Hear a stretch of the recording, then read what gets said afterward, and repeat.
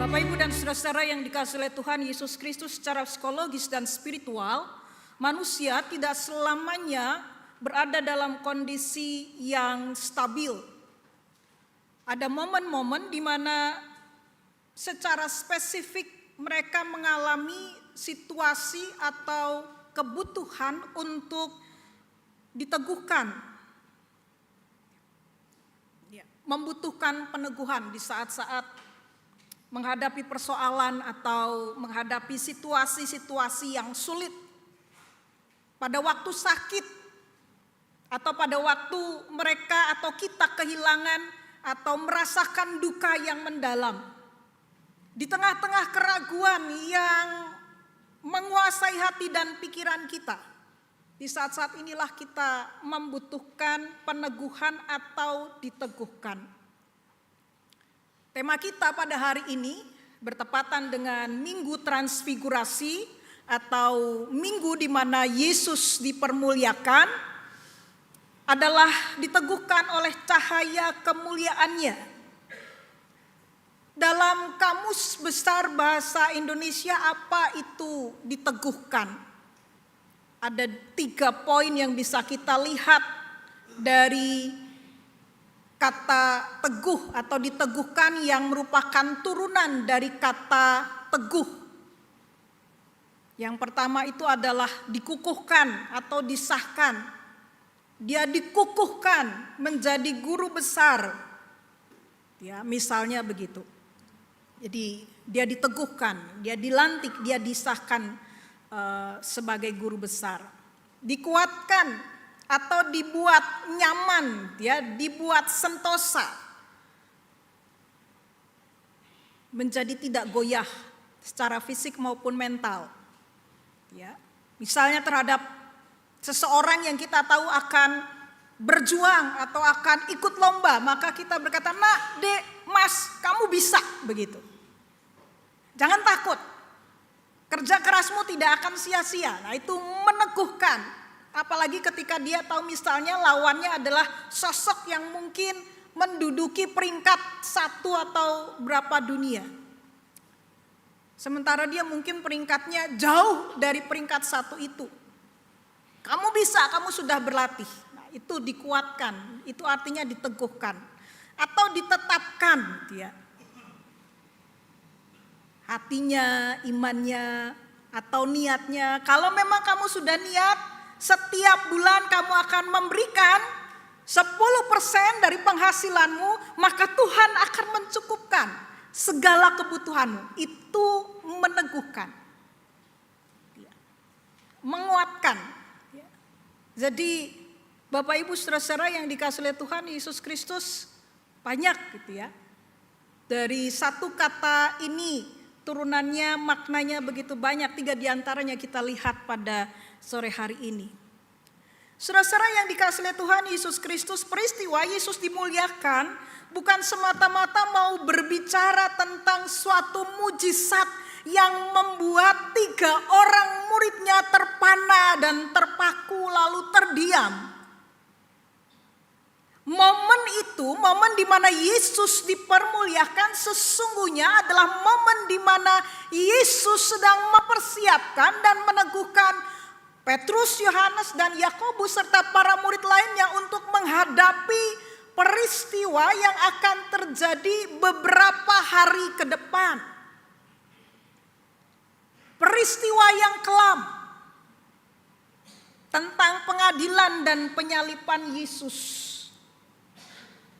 Jadi bukan hanya sekedar Yesus mau mengadakan mujizat sehingga wajahnya menjadi bercahaya seperti matahari dan jubahnya menjadi putih berkilauan. Bukan hanya itu. Melalui peristiwa ini, jauh lebih dalam, Yesus sedang mempersiapkan para muridnya untuk melaksanakan apa yang menjadi tugas dan tanggung jawab mereka kelak sesudah peristiwa kematian dan kebangkitan Kristus.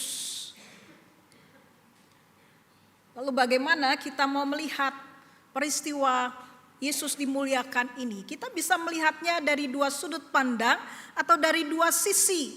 Yang pertama adalah dari sisi Yesus. Bapak Ibu saudara-saudara yang dikasihi oleh Tuhan Yesus Kristus, peristiwa Yesus dimuliakan merupakan sebuah konfirmasi dari Allah Bapa. Peristiwa Yesus dimuliakan merupakan peristiwa yang mengatakan pada saat itu Yesus sedang diteguhkan oleh Allah Bapanya. Sebab apa? Sebab misi yang diemban dan harus dituntaskan oleh Yesus anaknya bukanlah misi yang mudah. Bukanlah tugas yang gampang yang bisa dilaksanakan oleh setiap anak. Tidak. Hanya anak tunggal Bapa yang sanggup menyelesaikannya. Hanya anak tunggal Bapa yang sanggup menanggung murka Allah. Hanya anak tunggal Bapa yang bisa menyelamatkan manusia dan dunia dari segala dosa-dosanya. Maka Sang Bapa mengkonfirmasi kembali baik kepada Yesus dan juga nanti kita bisa melihat bahwa suaranya pun didengar oleh Sang Anak.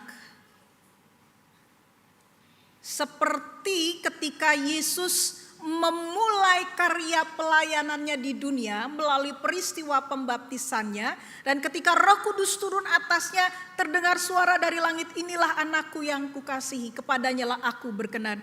Maka peristiwa atau di dalam peristiwa Yesus dipermuliakan, kalimat peneguhan itu juga diungkapkan kembali kepada Yesus yang sesaat lagi akan menghadapi pengadilan dunia. Yang tidak lama lagi akan mendengar suara atau kalimat yang berseru, salibkan dia dan bebaskan Barabas. Saudara-saudara, ini yang hendak dilakukan oleh Bapa. Yang kedua, dari sisi Yesus kita melihat peristiwa peneguhan itu mau mendorong kita melihat kebulatan tekad Yesus menuju salib yang memang harus dipikulnya. Mau tidak mau, enak tidak enak, itulah cara yang harus ditempuh untuk menggenapi apa yang direncanakan oleh Sang Bapa. Maka kalau kita berbicara tentang Minggu Transfigurasi, kita tidak sedang berbicara happy ending semata-mata. Tetapi mau berbicara tentang bahwa kemuliaan itu harus ditempuh dengan jalan salib, dengan penderitaan. Tapi dari sinilah kita melihat solidaritas Allah bagi manusia yang berdosa. Yesus tidak ingin murid-muridnya langsung lompat pada peristiwa happy ending. Nah, kadang-kadang kita begitu ya. Kita maunya akhirnya senang, tapi prosesnya tidak mau kita lewati. Kalau proses itu menyakitkan, melukai, meremukkan kita, menghancurkan kita, Tuhan, prosesnya jangan seperti itu. Kita tawar-menawar. Kayak kita lagi baca novel. Kalau novelnya tebal, kita nggak sabaran. Prolognya kita baca, epilognya juga kita baca di saat yang bersamaan. Ini novel endingnya gimana? Bikin sedih atau bikin senang? Kalau bikin sedih udah nggak usah dibaca, begitu. Kita juga begitu kan? Tuhan, aku nggak mau nih proses jalan hidup yang seperti ini. Maunya yang seperti ini. Tapi kalau harus melewati jalan yang berliku, harus turun ke lembah, begitu. Mendingan enggak deh. Kalau ada cara yang lain, lebih baik saya mengikuti cara yang lain. Sometimes kita seperti itu. Tetapi dalam Minggu Transfigurasi ini kita diingatkan bagaimana Yesus dengan tekad yang bulat memenuhi apa yang menjadi kehendak Sang Bapa. bahwa dia harus melewati jalan penderitaan, bahwa dia harus mengalami sengsara yang begitu rupa, bahwa dia harus mengalami aniaya dan kematian, bahkan kematian yang paling hina dia jalani. Pak Yesus mengajak para murid untuk melihat proses itu, bukan hasil akhirnya. Kalau kita memperhatikan Bapak Ibu Saudara-saudara, di dalam pasal yang sama, Matius pasal 17 ayat 23 ya, sampai dengan ayat 22 sampai dengan ayat yang ke-23, jelas Yesus memberitahukan yang kedua tentang penderitaannya.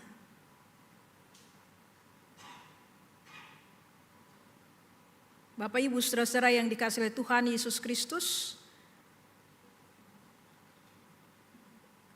kalau kita mau merayakan Paskah, meskipun masih lama begitu ya, masih nanti di tanggal 4-5 April begitu, jangan lihat ke peristiwa Paskahnya, tapi mundur. Hitunglah dari hari Paskah mundur ke belakang sampai besok tanggal 18.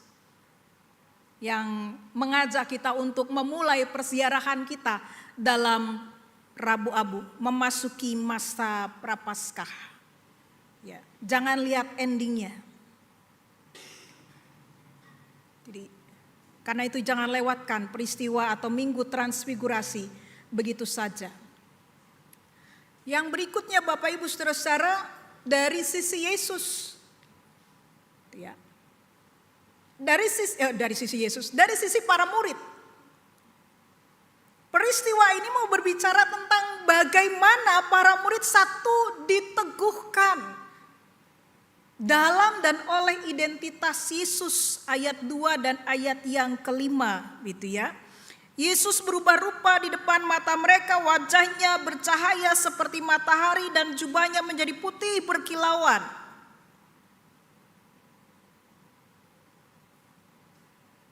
Dialah anakku yang kukasihi, yang terkasih, bukan yang semata-mata kukasih. Inilah anakku yang terkasih, kepadanya lah aku berkenan dan dengarkanlah dia. Di atas gunung wajah Yesus bersinar seperti matahari. Peristiwa ini mau berkata kepada para murid bahwa Yesus bukan hanya sekedar guru yang mengajar. Bahwa Yesus bukan hanya sekedar nabi yang memberitakan dan berseru, bertobatlah kerajaan Allah sudah dekat. Tidak. Melalui peristiwa ini, para murid diingatkan, diteguhkan siapa Yesus sesungguhnya. Dialah Tuhan yang berdaulat. Bapak Ibu Saudara-saudara yang dikasihi oleh Tuhan Yesus Kristus, kalau kita mempercayai, meyakini Yesus bukan hanya sekedar guru, bukan hanya sekedar nabi, bukan hanya sekedar raja, tetapi dia adalah Tuhan yang berdaulat, maka dia pun yang akan menanggung, mengampu, menolong kita untuk dapat melewati atau melampaui segala bentuk penderitaan yang ada di dalam dunia ini. Lalu munculnya Musa dan Elia, Bapak Ibu Saudara-saudara yang dikasihi Tuhan Yesus Kristus, mau meneguhkan atau mau berbicara kepada para murid bahwa panggilan pelayanan yang akan mereka tempuh atau mereka lakukan itu diteguhkan oleh kesaksian sejarah. Peristiwa Yesus dimuliakan di atas gunung terjadi dalam sejarah umat manusia. Munculnya Musa mewakili perjanjian lama, dalam hal ini Taurat, dan Elia mewakili para nabi yang bercakap-cakap dengan Yesus, mau menunjukkan bahwa Yesus adalah kegenapan dari seluruh rencana Allah dalam sejarah manusia.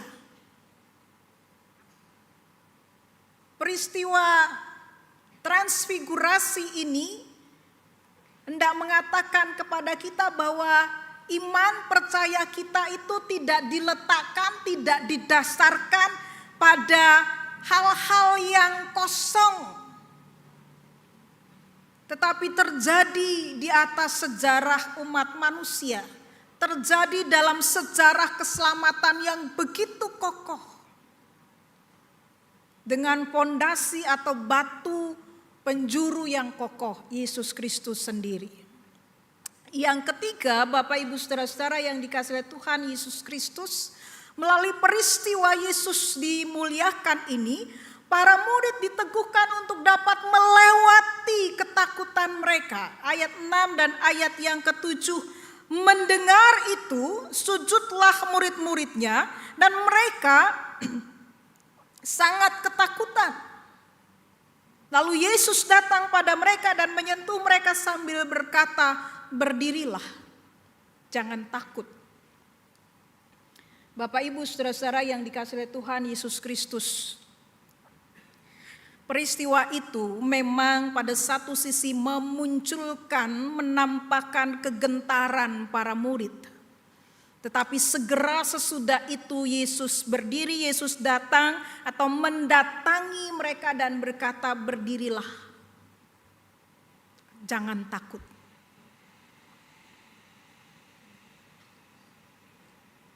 Saya yakin kita sering kali banyak mengalami peneguhan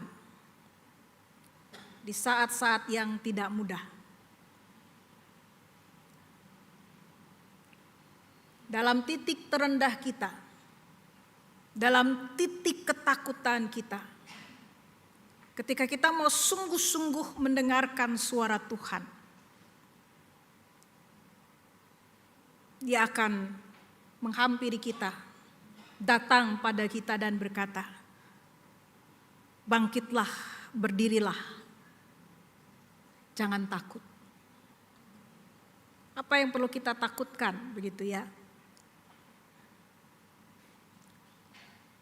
Seringkali kita hanya fokus pada apa yang menjadi ketakutan kita dan kegentaran kita. Tetapi kita lupa siapa yang mau meneguhkan dan memegang tangan kita. Yang keempat, Bapak Ibu saudara-saudara yang dikasihi Tuhan Yesus Kristus, melalui peristiwa Yesus dimuliakan ini, jika kita melihat dari sisi para murid, Yesus mau mengingatkan, kamu tidak bisa berada terus-menerus di gunung ini. Kamu harus turun. Berdirilah, bangkitlah, janganlah takut. Itu adalah peneguhan yang diterima oleh para murid. Dan peneguhan itu menjadi bahan bakar bagi mereka untuk menghadapi realita yang terjadi di tengah-tengah kehidupan. Realita yang mereka lihat di bawah gunung itu. Ada begitu banyak penderitaan, ada begitu banyak orang yang merindukan kabar baik, ada begitu banyak orang yang rindu untuk dilepaskan dari segala ikatan-ikatan yang membelenggu mereka. Kesanalah mereka diutus, kesanalah mereka disuruh pergi. Bapak Ibu saudara-saudara, kita tidak bisa terus-menerus tinggal dalam pengalaman rohani yang spektakuler. Melalui peristiwa Yesus yang dipermuliakan di atas gunung ini kita diingatkan. Kita tidak bisa berada di dalam gunung ibadah dan gunung doa terus-menerus tanpa mau melihat realita yang terjadi. Justru ketika kita berada dalam gunung ibadah kita, ketika kita berada di dalam gunung doa kita, maka setelah itu kita harus mau turun. Melihat apa yang terjadi. Membawakan atau memberitakan berita kelepasan kepada orang banyak. Lalu bagaimana kita mengaplikasikan apa yang kita dengar pada hari ini dalam ibadah kita? Bagaimana kita mempraktekkannya dalam hidup keseharian kita sebagai orang-orang percaya? Rasul Petrus yang menjadi saksi dari peristiwa Yesus dimuliakan dalam suratnya kepada pendengarnya dalam 2 Petrus 1 ayat 16 sampai dengan ayat yang ke-21 mengatakan, milikilah pandangan gunung di lembah masalah. Masalah ekonomi, sakit, konflik, itu realita. Kenapa yang harus kita lihat saat menghadapi kesulitan? Jangan fokus pada gelapnya lembah, tapi ingatlah cahaya yang pernah Anda atau kita alami dalam doa atau ibadah kita. Tuhan, saya punya masalah, tapi saya punya Tuhan yang besar, yang jauh lebih mulia, yang jauh lebih berkuasa atas masalah-masalah saya. Yang kedua, jadikan firman Tuhan sebagai pelita di tempat yang gelap. 2 Petrus 1 ayat 19 menyebutkan bahwa berita kenabian firman Tuhan adalah pelita yang bercahaya di tempat yang gelap sampai fajar menyingsing. Artinya apa? Artinya jadikan firman Tuhan sebagai pedoman, sebagai pelita. Nah, mungkin beberapa kali saya mengatakan kalau bangun tidur, apa yang kita pegang pertama kali? Seringkali kita langsung men-scroll HP kita. Apa yang kita lihat? Apa yang kita baca? Apa yang kita scroll?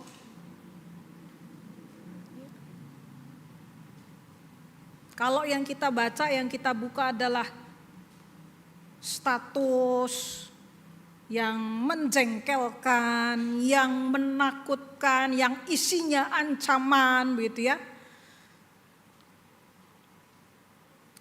Kita akan tahu seperti apa suasana yang akan terjadi di sepanjang hari itu.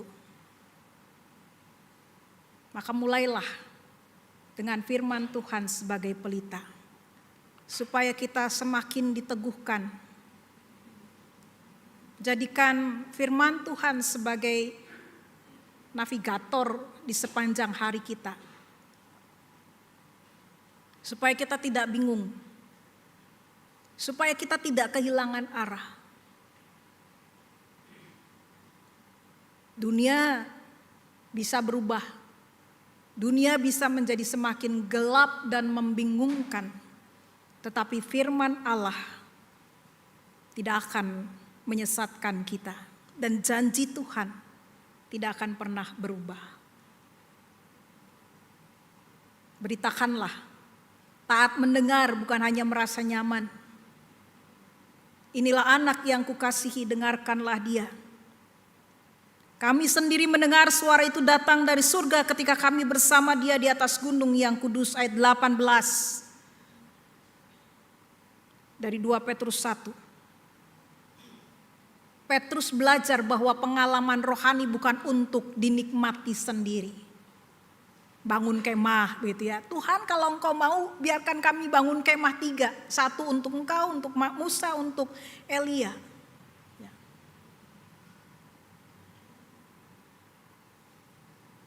Tapi kalau kita hanya sekedar mendengar, kemudian kita tidak mau taat pada apa yang kita dengar dalam firman Tuhan,